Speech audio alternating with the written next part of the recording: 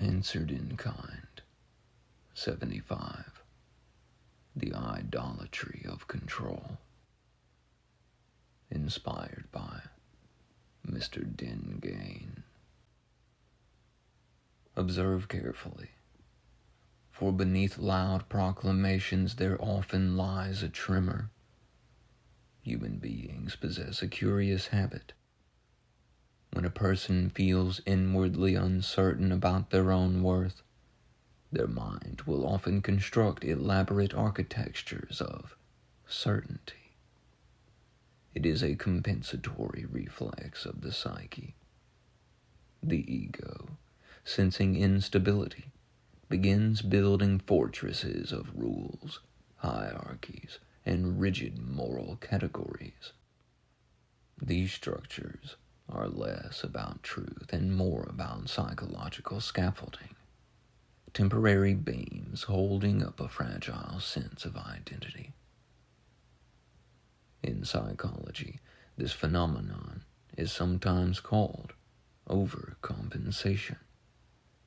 In spiritual language, it might be called a veil cast over fear.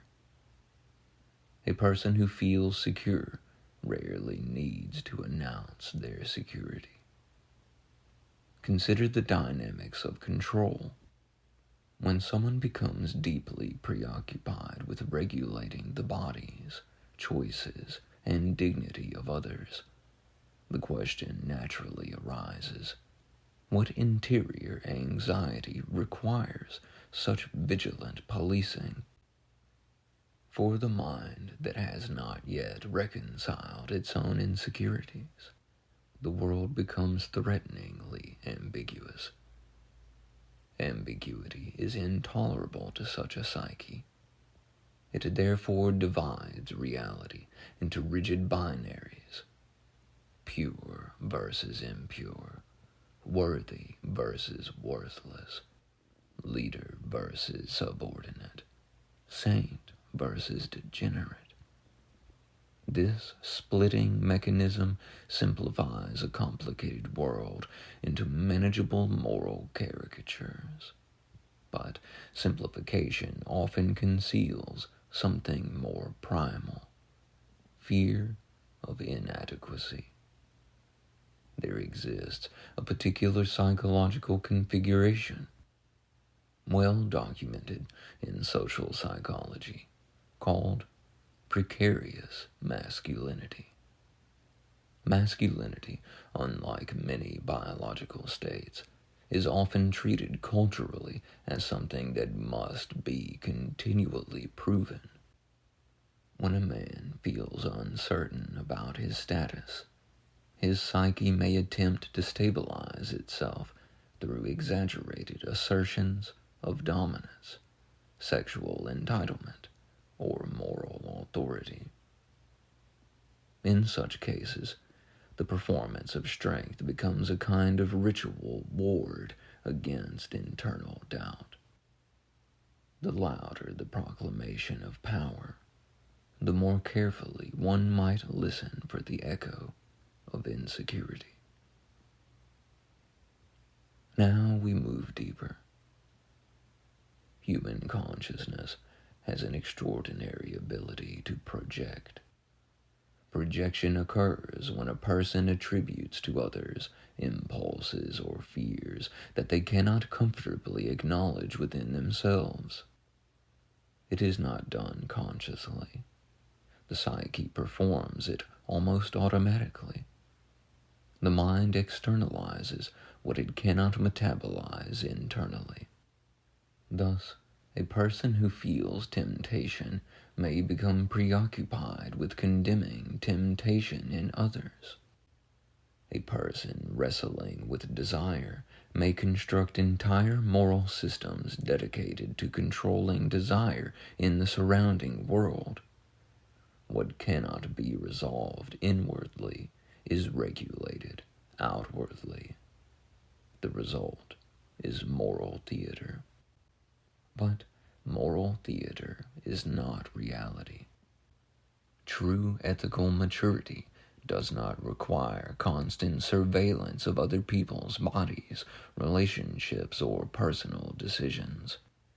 Genuine character expresses itself through responsibility, kindness, steadiness, and self-mastery.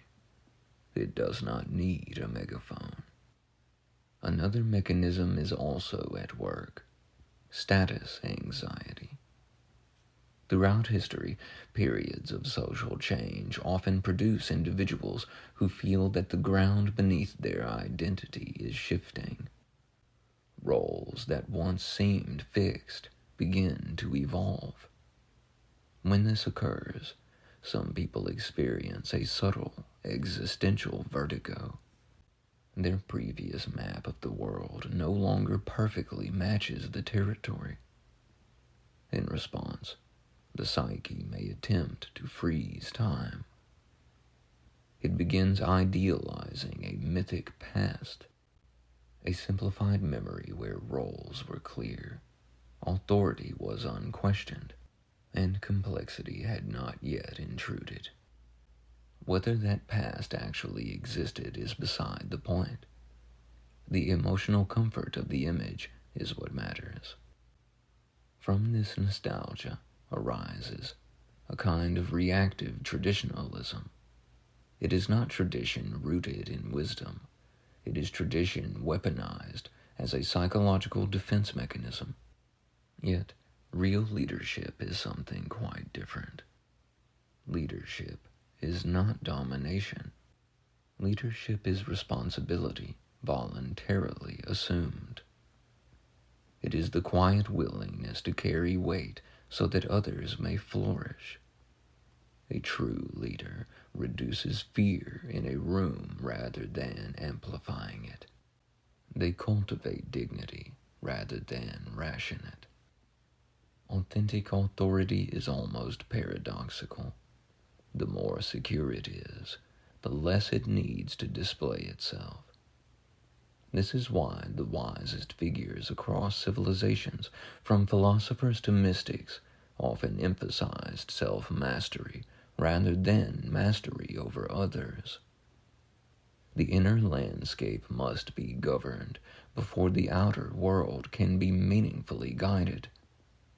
Without self-knowledge, authority becomes merely control, and control, when rooted in insecurity, inevitably mutates into resentment.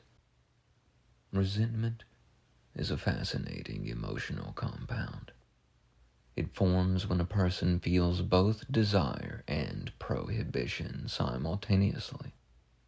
Something in life appears desirable: freedom, intimacy, admiration.